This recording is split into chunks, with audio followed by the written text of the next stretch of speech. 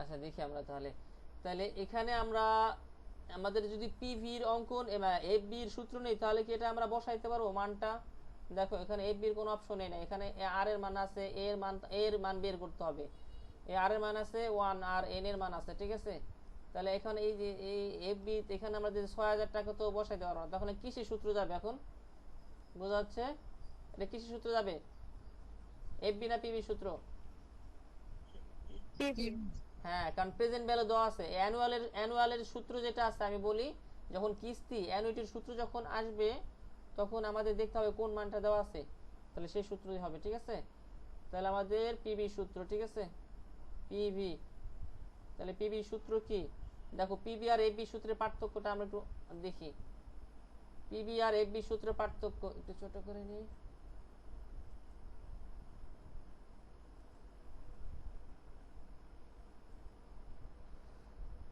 দেখো পিবি আর এবি সূত্র পার্থক্য এই যে বেশি না, একই রকম। একটা হচ্ছে -1, এফ বিতে -1 পরে, আর এই পিবি তে হচ্ছে -1 হচ্ছে প্রথমে, এটুই পার্থক্য। আর এখানে আছে 1/, এই পিবিতে 1/, দেখাইতে হবে, ঠিক আছে, এটুকুই। এই সূত্রগুলো থেকে এই চ্যাপ্টারের সূত্রগুলো একটু লিখে রাখবা, টেবিলের সামনে দেখতে দেখতে মুখস্থ হয়ে যাবে। এখন পিবি এখানে 4টা সূত্র আছে, আমাদের 4টা সূত্র দরকার নাই, পিবি আর এফ বির একটা সূত্র, 2টা সূত্র লিখলে হয়ে গেল। তাহলে এই অধ্যায়ে মোটামুটি 6টা সূত্র আছে, স্যালভেজ ভ্যালু, পিভিএফবির 4টা স্যালভেজ ভ্যালু, আর একটা আছে ইআইআর, ঠিক আছে, ইফেক্টিভ ইন্টারেস্ট রেট। এই কটা সূত্র শিখলে আমরা 6টা সূত্র শিখলে এই চ্যাপ্টার অঙ্ক করতে পারবো। আরো 2-1টা সূত্র আছে, সেগুলো ইম্পর্টেন্টটা, এই জন্য তোমাদের করাবো না, ওগুলো খুব কম আসে এখন, যেহেতু সময় কম, যেগুলো ইম্পর্টেন্ট সেগুলোই করো। আচ্ছা, তাহলে আমাদের পিভি সূত্রটা আমরা একটু লিখি। প্রত্যেকটা আছে, এখানে এ হবে আর এখানে ভাগ হচ্ছে আর, তারপর হচ্ছে আমাদের সেকেন্ড ব্র্যাকেট, ঠিক আছে, তারপর হচ্ছে 1 মাইনাস। তাহলে আমাদের পিভি সূত্র কি হবে, 1 থেকে মাইনাস হবে, আর ওটা হচ্ছে -1 পরে হবে এফ বিতে, এটা হচ্ছে সূত্রের পার্থক্য।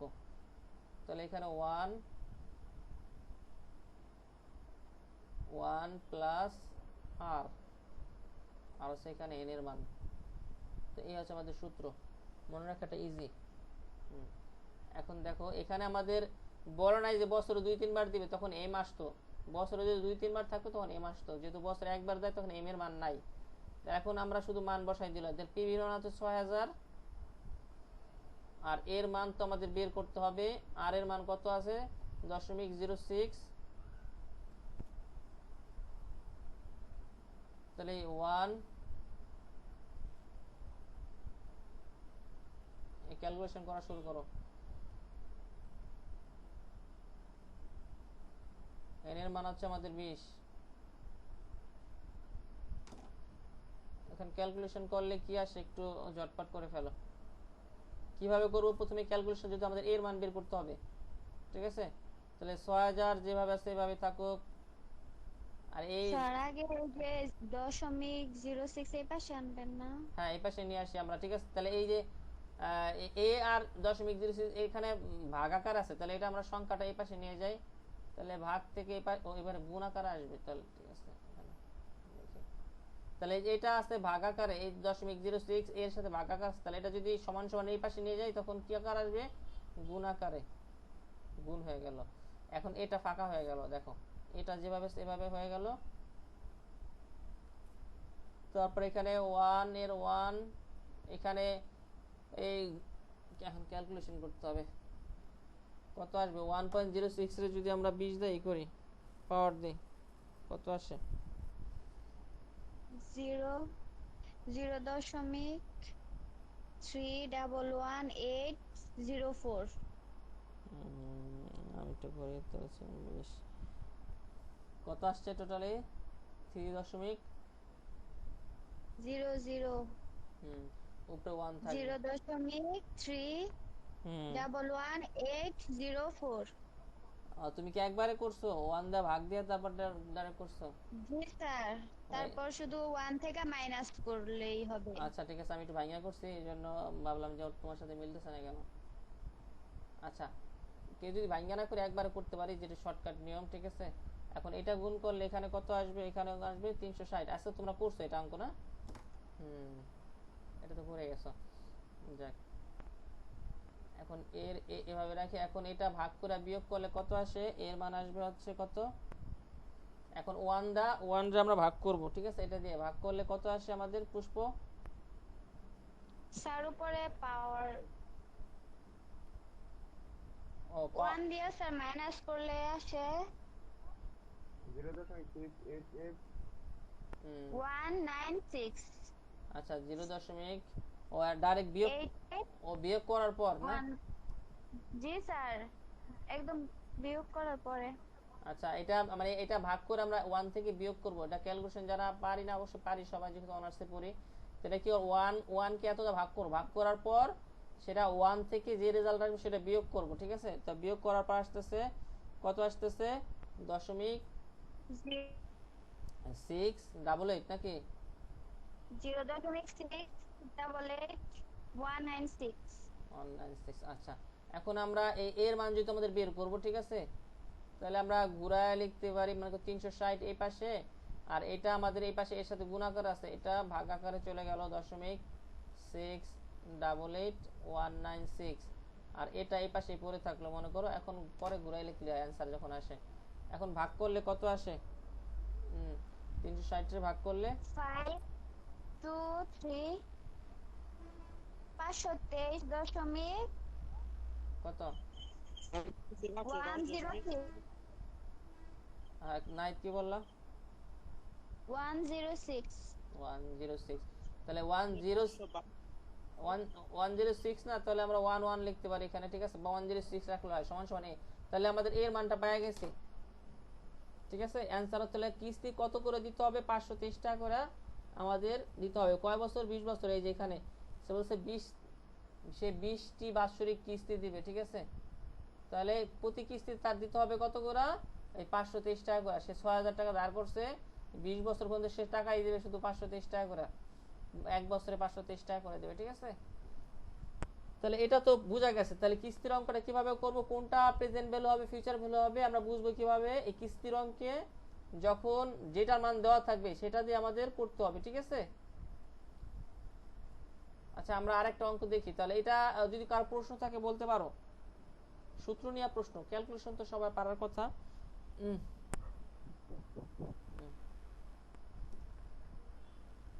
স্যার এটা তো মনে হয় একবারে শর্ট হয়ে গেছে, লাইনে ওই যে আনসারটা দিয়ে দিলেন এর ও এটা আমি শর্টকাটে দিয়েছি, ওই জ্যাকিং এর বলছে। এটা কিভাবে করব, এটা এই যে এখানে ক্যালকুলেটরে 1 + 06 যোগ করলে 1.06 হয়ে যায়, এটার উপর পাওয়ার হচ্ছে 20, 20 করে এটা আসছে না, 20 করে এটা আসছে।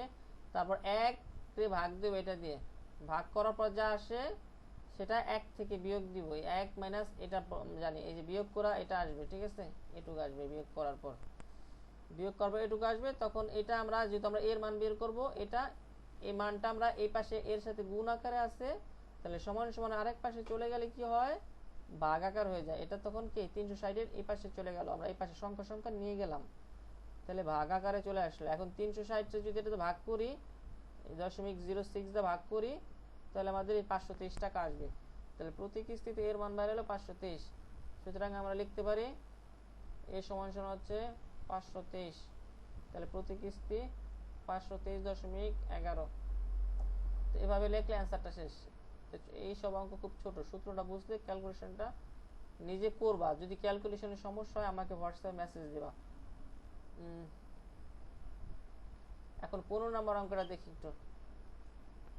স্যার আমরা দশমিকের পরে স্যার কয় ঘর নিতে পারি স্যার? এই দশমিকের উপরে কয় ঘর নিতে পারি, এটা 2 ঘর মিনিমাম নিতে হবে, ঠিক আছে। তারপর 3 ঘর 4 ঘর দিলে কোনো সমস্যা নাই, বেশি দিলে ভালো। আর হুম 523 টাকা হয়েছে, আমার এখানে স্যার 522 টাকা হয়েছে। ওই 1 টাকা সমস্যা হবে স্যার? না, 1 টাকা কোনো সমস্যা না, 522 টাকা 20 টাকা। টিচাররা দেখবে তোমার অঙ্কের সূত্র ঠিক আছে কিনা, শেষে 2-1 টাকা এদিক সেদিক হবে। আচ্ছা তাহলে আমরা 15 নম্বর অঙ্কটা একটু দেখি তো। 15 নম্বর অঙ্কটা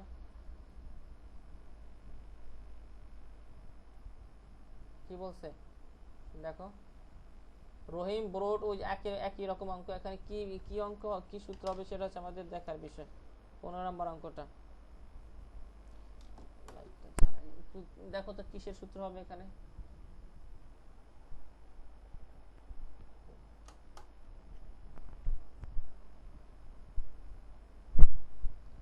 কি বলছে? আমরা ইংলিশ পড়বো, বাংলা পড়বো না, বাংলা পরে পড়বো, ইংলিশ যখন না বুঝি তখন। কারণ আমাদের যেহেতু ইংলিশে আসবে, ইংলিশ স্যার অভ্যস্ত। এখানে পিবি সূত্র হবে। আচ্ছা, রহিম ধার করছে 1500 টাকা। কি কি দেওয়া আছে সেটা আগে লিখি এই পাশে আমরা, ঠিক আছে? তাহলে বুঝতে পারবো আমরা কি কি দেওয়া আছে। এখানে দেওয়া আছে 1500 টাকা ধার করছে, তাহলে এটা পিবি না, বলাই আছে 1500 টাকা বর্তমানে ধার করছে, তাহলে হচ্ছে 1500। আর আর এর মান হচ্ছে দেওয়া আছে 0.05। আর হচ্ছে সিআই, এটা আর সব কথা আমাদের ধরতে হবে না। কি কি দেওয়া আছে? লোন উইল বি রিপেড মানে পরিশোধ করা হবে, রিপেড মানে পরিশোধ করা হবে 10 ইকুয়াল অ্যানুয়াল ইনস্টলমেন্ট। এই অ্যানুয়াল মানে বছরে একবারে দিবে, ঠিক আছে? 10টা বাৎসরিক কিস্তি দিবে। অ্যানুয়াল ইনস্টলমেন্ট মানে বছরে একবার দিবে, অ্যানুয়াল ইনস্টলমেন্ট মানে বছরে একবার, তাহলে 10টা দিবে 10 বছর, তাহলে এন এর মান হচ্ছে আমাদের 10। আর installment will be paid beginning of the year. এই যে বলছি যা শুরু থাকলে ইনস্টলমেন্ট কি থাকবে, যখনই আমরা 1500 টাকা ধার করছে তার শুরুতেই কিস্তি দিয়ে নিতে হয়েছে, ঠিক আছে? ধার করার সাথে সাথেই, তাহলে বিগিনিং অফ দ্য ইয়ার বছরের শুরুতেই সে তাকে কিস্তির টাকা দিতে হবে। তাহলে এই জন্য কি হবে, এই যে 1 প্লাস আর একটা জিনিস আছে সেটা ডাবল হবে, ঠিক আছে? যেহেতু কিস্তি একটা বেশি, এই জন্য 1 প্লাস আর গুণ হবে শেষে সূত্রে। তাহলে বছরের শুরুতে হইলে পিবি সূত্র, তাহলে এখানে আমরা জানি যে পিবি দেওয়া আছে, তাহলে কি বের করতে বলছে আগে দেখি। ডিটারমাইন মানে নির্ণয় করো, ডিটারমাইন মানে নির্ণয় করো the value of annual instalment মানে ইনস্টলমেন্ট মানে কিস্তি। আমরা যখন ফ্রিজ কিনতে যাই তখন বলে যে 6 মাসের আপনাদের কোনো জিরো ইন্টারেস্ট, 6টা কিস্তিতে পরিশোধ করে না, এরকম। তাহলে অ্যানুয়াল মানে বাৎসরিক কিস্তি, এটা বছরে কিস্তি দেয়, লোন নিছে বছরে বছরে কিস্তি দেয়। তাহলে অ্যানুয়াল ইনস্টলমেন্ট কত টাকা হবে, প্রতি কিস্তি কয় টাকা দিতে হবে সেটাই বের করতে হবে আমাদের। তাহলে দিতে হবে কিস্তি, এটা এর মান বের করতে হবে। তাহলে এ হচ্ছে আমাদের প্রশ্ন। আর ঠিক এর আগের অঙ্কের মতো, শুধু সূত্রটা আলাদা। সূত্রটা কি আলাদা এবার বলি আমরা কেউ। তাহলে উই নো, আমরা জানি। 1 হবে 1 মাইনাস আর। হ্যাঁ 1 প্লাস আর, ঠিক আছে? 1 প্লাস আর। আচ্ছা, পিভি সমান সমান কি আসছে সূত্রটা বইতে অনেক সময় এই আর এর মানটা বাক নিচেও দিছে, অনেকভাবে লেখা যায় সূত্র এটা।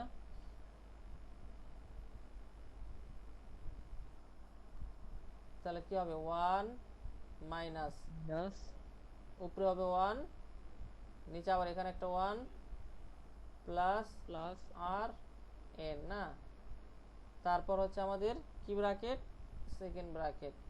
এখন এখানে বলছে যে বছরের কি শুরুতে শোধ করে, তাহলে আমাদের কি একটা এক্সট্রা হবে, 1 প্লাস আর এক্সট্রা একটু হবে। যখন বছরের শুরুতে বলে ওই সূত্রের সাথে এটা পিবির সূত্র হোক আর এফবির সূত্র হোক, এই 1 প্লাস আরটা বাড়বে, ঠিক আছে? এটা কেন বছরের প্রথম বললি?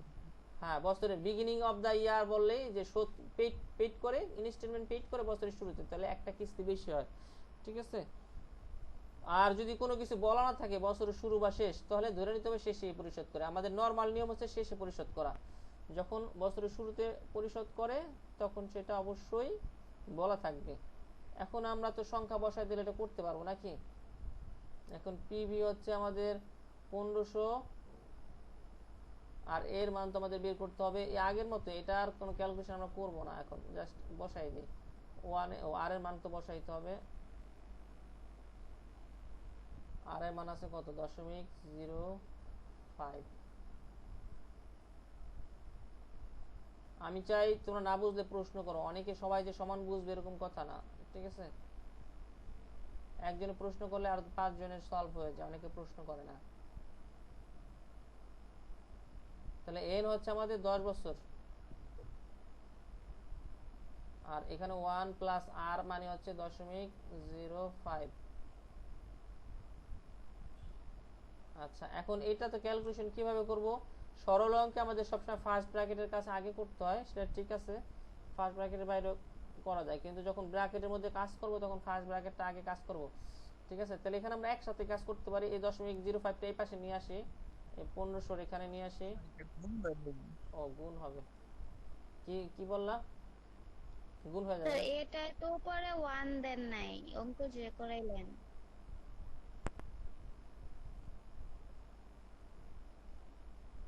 উপরে 1 দেই নাই মানে? ওই যে বলছে স্যার 1 প্লাস আর এটার উপরে মনে হয় বলছে যে 1 দিবার, এখানে তো বলবো না। না এখানে বসবে না, 1টা একবারে বসবে এই যে এখানে, ঠিক আছে। এই সূত্রটা 1 প্লাস আর একবারই বসবে। পুষ্প বুঝছো? জি স্যার। তুমি এই 1টার কথা বলছো না, এই 1 শুধু একবারই বসবে এখানে। এখানে 1 প্লাস, এখানে আর ওইটা বসবে না।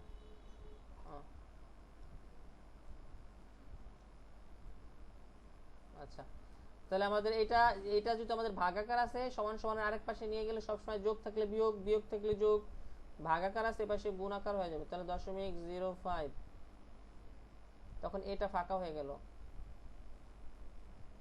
এখন ক্যালকুলেশন আর আমি করতে চাচ্ছি না, এটা তোমরা করবে। তাহলে ক্যালকুলেশন করার আগে প্রথমে কিসের কাজ করতে হবে? এই দেখো এখানে যোগ করতে হবে, যোগ। তাহলে 1.05, এটার উপর হচ্ছে আমাদের 10 পাওয়ার, আর এখানে আমরা যোগ করে ফেলি, ঠিক আছে। যোগ করলে কত আসে? 1.05। এখন ক্যালকুলেশন আরে সহজ, এটাতে ভাগ করলে যা আসে, তারপর এই পাশে আমরা ক্যালকুলেশন করব, এই 1 রে এটাতে ভাগ করব, ঠিক আছে। ক্যালকুলেশন কি কারো দেখানো লাগবে? বললে দেখাই দিই। দেখানো লাগবে সোহান?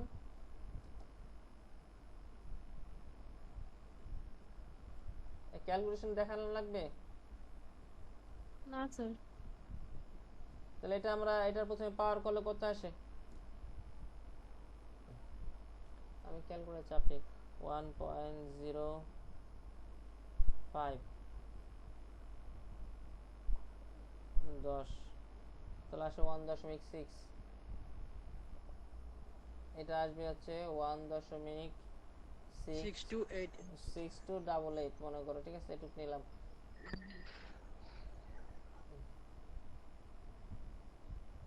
আচ্ছা, এখন আমরা কি করতে পারি?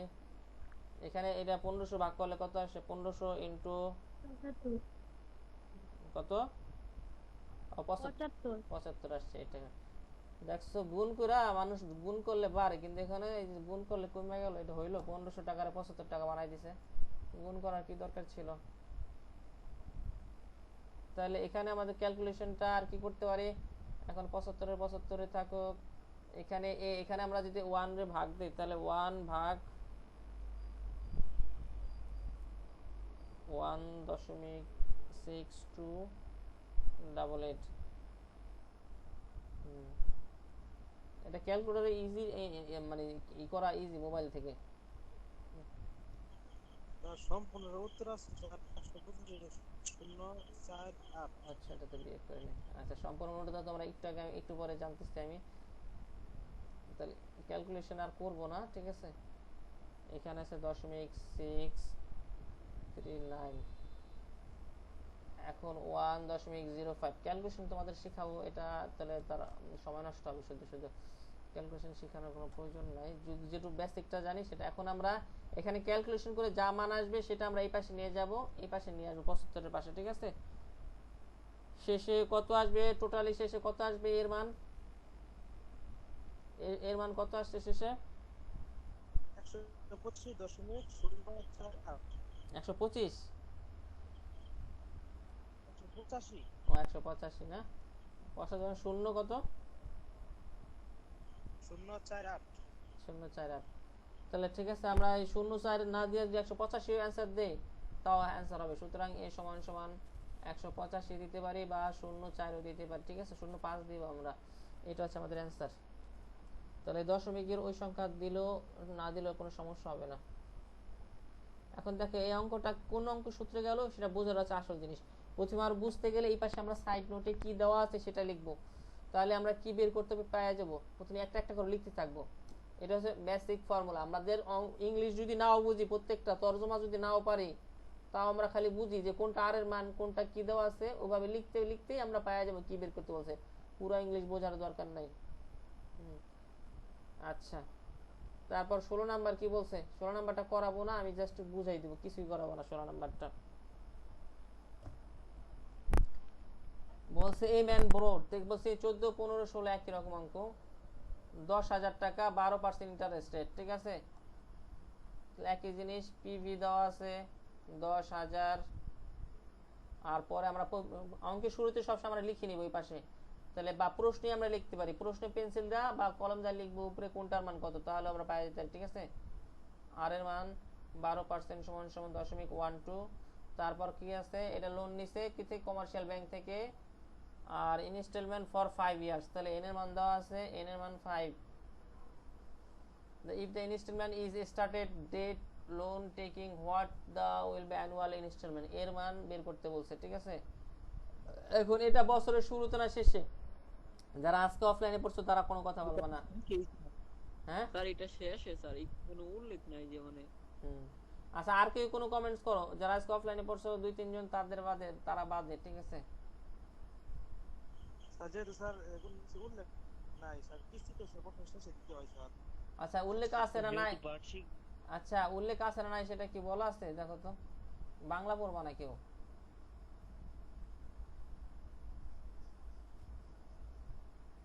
বলো।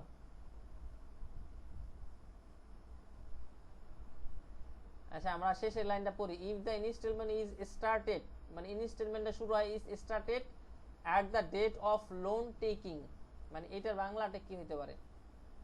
আমরা ভাঙ্গে নাই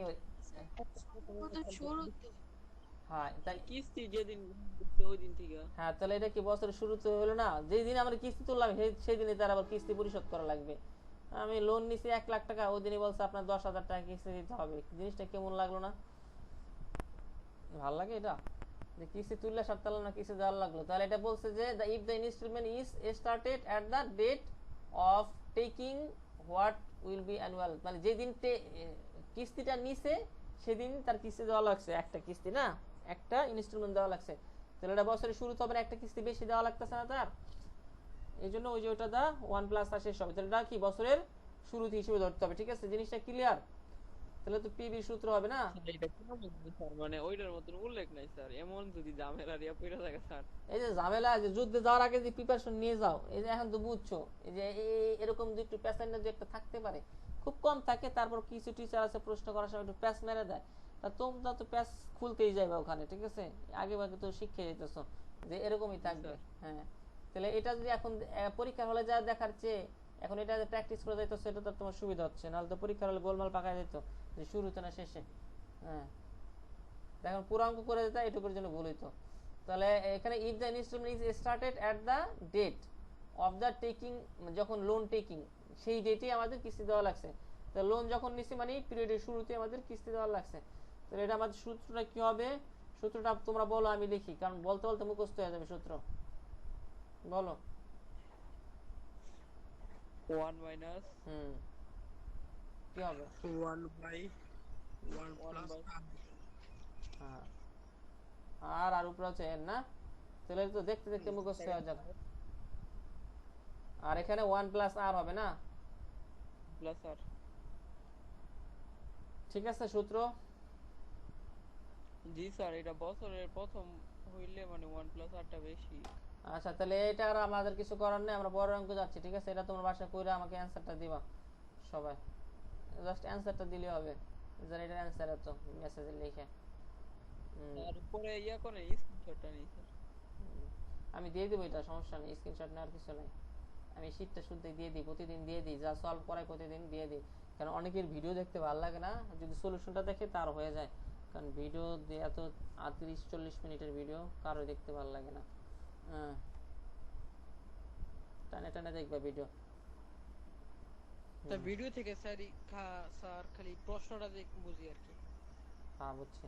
আচ্ছা দেখো, এখন 17 নাম্বার কি বলছে দেখি, 17 নাম্বারটা একটু দেখি। পারচেজ প্রাইস এ মেশিন, এটা আবার 2-3টা অঙ্ক এরকম, ঠিক আছে, 17, 18, 19 এরকম, একটু ভালো মতো দেখো। পারচেজ প্রাইস অফ মেশিন 93,000 টাকা, ইটস ইফেক্টিভ লাইফ টাইম 12 বছর। আমরা তো সবাই কমার্সের স্টুডেন্ট, আমরা ওই যে অবচয় তো জানি, অবচয় মানে ডেপ্রিসিয়েশন।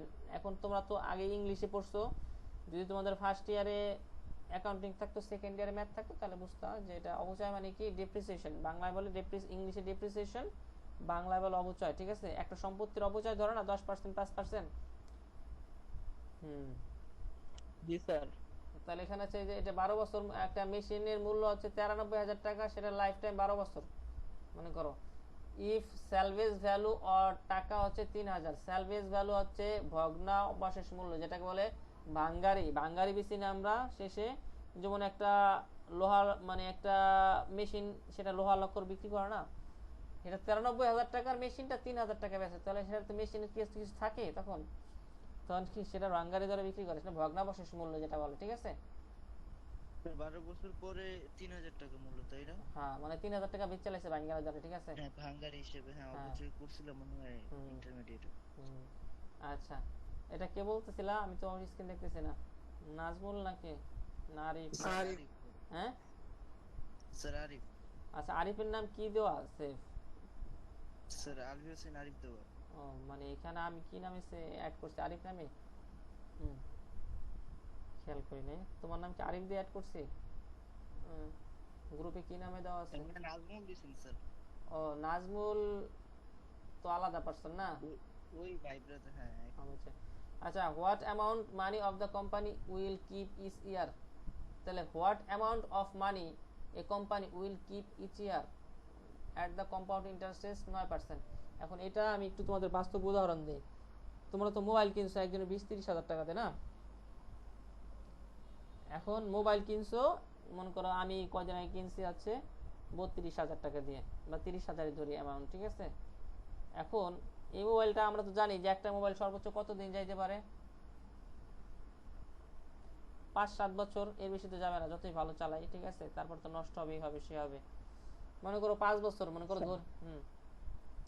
মনে করো আমি 30,000।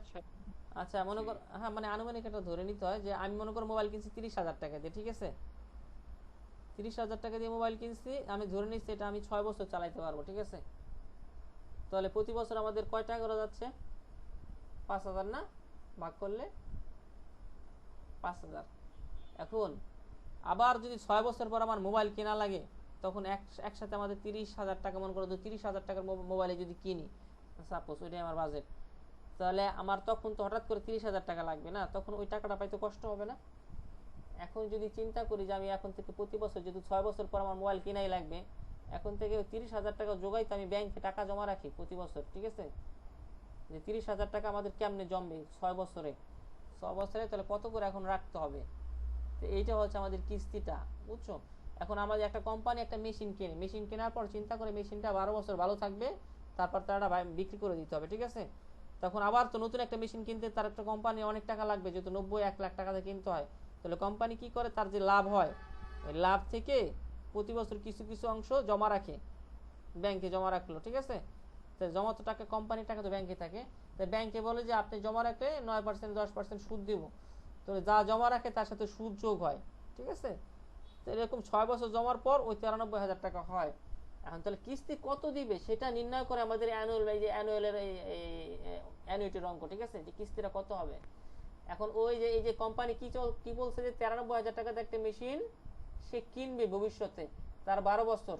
এখন এইটা জানে মেশিনের দাম, কিন্তু সে কি করবে, তাহলে এখন তার কয় টাকা করে জমাইতে হবে? তাহলে 93,000 টাকা তো সে মেশিন একটা আছে, এখান থেকে 3,000 টাকা মাইনাস। ঠিক আছে, এটা তো পাইতেছে, তাহলে তার লাগবে হচ্ছে 90,000 টাকা। ওই 12 বছর পর 90,000 টাকা লাগবে। ঠিক আছে, এর ভাঙ্গারি টাকা তো আছে, 90,000 টাকা লাগবে। এখন ওই 90,000 টাকা বলছে 12 বছরে, তাহলে কত করে এখন জমাইলে ব্যাংকে রাখলে আমার এই 90,000 টাকা হবে? তাহলে কত করে জমাইলে আমাদের ব্যাংকে 90,000 টাকা হবে? তাহলে এখানে আমরা পাশে আগে লিখি কি কি দেওয়া আছে। তাহলে পিভি এখানে দেওয়া আছে, কোন পিভি? এই 93,000 কি মূল্য? পিভি না এফবি মূল্য? ভবিষ্যতে আমাদের 93,000 টাকা লাগবে না? ভবিষ্যতে 93,000 টাকা লাগবে নাকি? ভবিষ্যৎ মূল্য এটা। ঠিক আছে, আমরা জমাইবো 93,000 টাকা হয়, সেই জন্য আমরা রাখতেছি ব্যাংকে টাকা, জানি ভবিষ্যতে আমরা 12 বছর পর 93,000 টাকা পাই। ঠিক আছে, সেটার জন্যই না।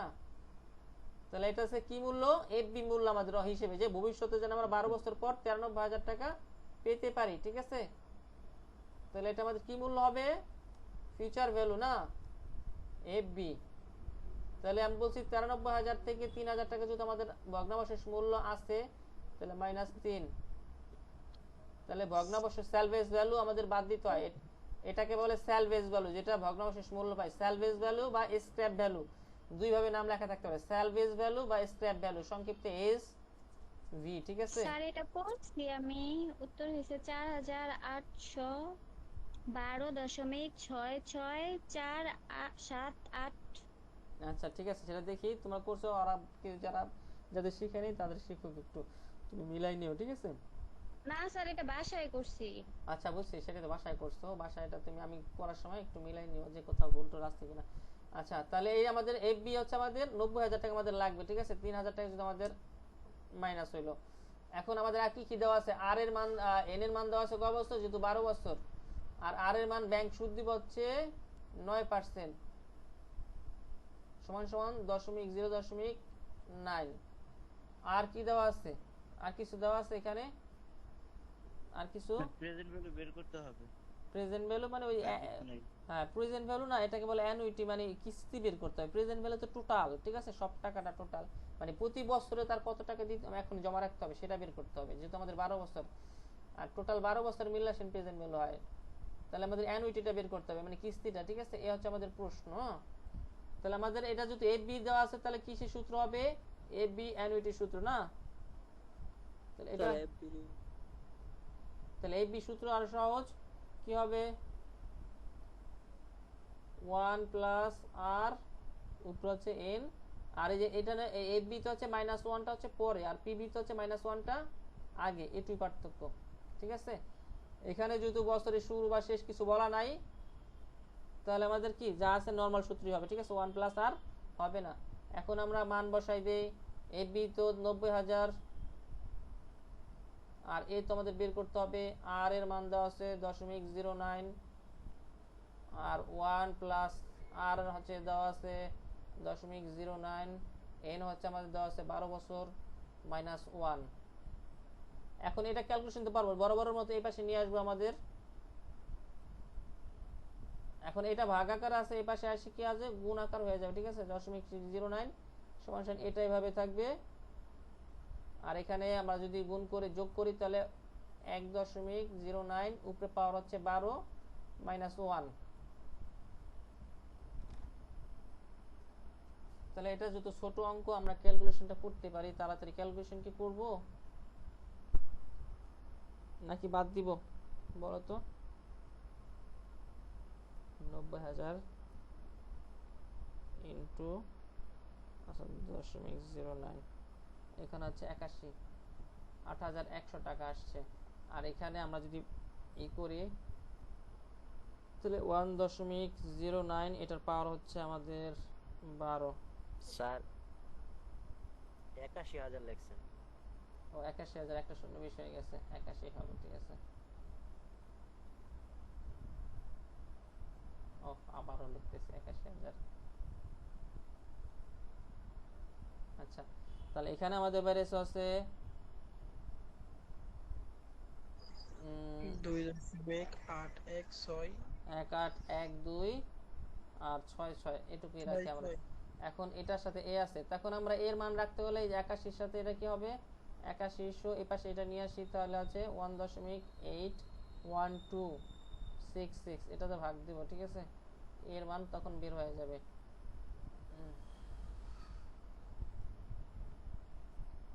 তাহলে আমাদের ভাগ হচ্ছে 81, তাহলে ভাগ করলে আমাদের বের হইতে আসছে আমাদের এর মান 446855, এটা আসতেছে। তাহলে এটা আমাদের কি আসতেছে, 4,400 গ্রাম, 4,468 টাকা করে রাখতে হইতেছে। তাহলে আমাদের 90,000 টাকা পাবো এই 12 বছর পর। এখন যদি প্রতি বছর আমরা 4,468 টাকা রাখি ব্যাংকে, তাহলে আমরা 12 বছর পর কত টাকা পাবো, এই 90,000 টাকা পাবো, ঠিক আছে। আর 3,000 টাকা তো আমাদের আছে।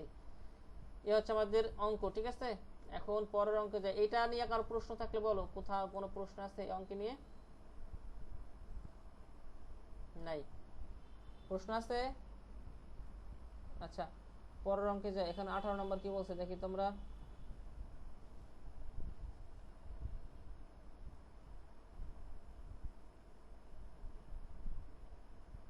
কি বলছে দেখো।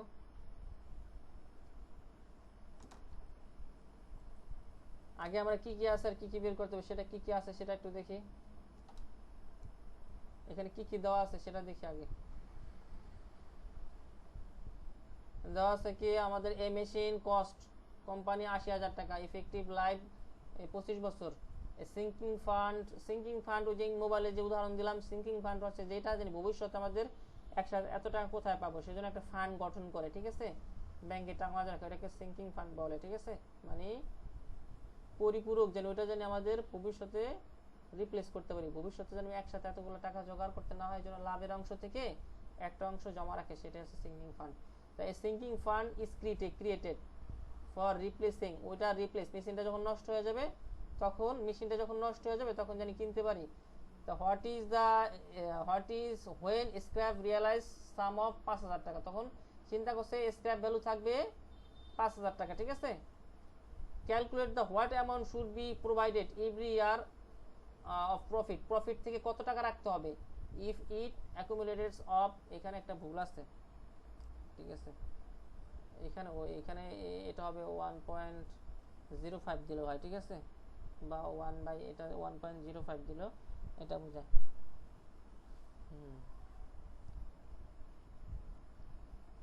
মানে আছে 11 টাকা 50 পয়সা, ঠিক আছে,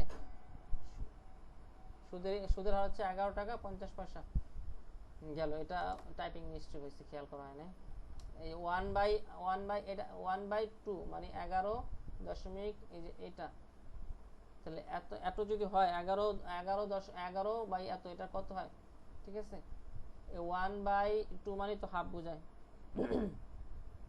আচ্ছা তাহলে এটা মানে হচ্ছে 11 টাকা 50 পয়সা সুদের হার, ঠিক আছে। এটা কনফিউজ করার জন্য দিতে পারে, এই জন্য আমি ওভাবে রাখছিলাম, কিন্তু টাইপিং মিস্টেক এভাবে না, এভাবে হয়েছে। আচ্ছা দেখো তাহলে এটা 11 আর হচ্ছে হাফ, তাহলে 11 টাকা 50 পয়সা সুদের হার, ঠিক আছে। তাহলে আমরা প্রথমে লিখি, তাহলে কি বের করতে বলছে যে প্রতি বছর কত টাকা জমা রাখতে হবে, এটা কি করা লাগবে? এটা মনে করা লাগবে না, এটা ঠিক আগের অঙ্কের মতোই না, কি দেওয়া আছে 80,000 টাকা, কি ভ্যালু, ফিউচার ভ্যালু নাকি, ফিউচার ভ্যালু আমাদের 80,000 টাকা থেকে বাদ যাবে কত, 5,000 টাকা, তাহলে 75,000 টাকা। আর বছর দেওয়া আছে কত বছর, 25 বছর, আর এর মান এন এর মান হচ্ছে 25 বছর, 25, আর এর মান হচ্ছে আমাদের স্যার এই যে সুদের হারটা যে স্যার আরেকবার একটু বুঝায় দেন, নেটের কারণে স্যার বুঝতে পারি নাই। আচ্ছা সুদের হার বলছে যে 11 আর হচ্ছে হাফ, তাহলে 11 টাকা হাফ মানে হচ্ছে 50 পয়সা, 1 টাকার হাফ মানে কি 50 পয়সা, তাহলে 11.50 হাফ, এই হাফ তুমি গুণ করো, 1 তে 2টা গুণ করো 0.85 আসবে, ঠিক আছে, ভাগ করো 1/2 দেখো 0.5 আসবে, তো এটা মানে হচ্ছে 11 টাকা 50 পয়সা সুদের হার, ঠিক আছে, 11.50